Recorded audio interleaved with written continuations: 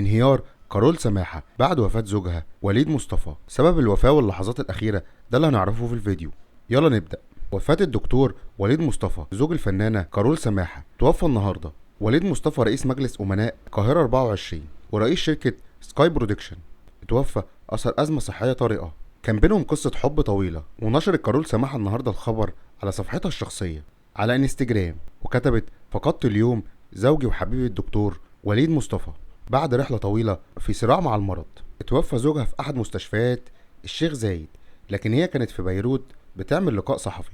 كانت ضيفة في قناة MTV، واتلقت الخبر وهي في بيروت، وجالها صدمة كبيرة من الخبر. الراحل وليد مصطفى كان بيعاني من سرطان الكلى منذ عام 2018. الفنانة كارول سماحة ما قالتش لحد عن مرض زوجها إلا ناس قليلة بس في حياتها. لو وصلت معانا لغاية هنا ما تنساش تحط لايك للفيديو وتشترك في القناة عشان يوصلك كل أخبارنا الجديدة.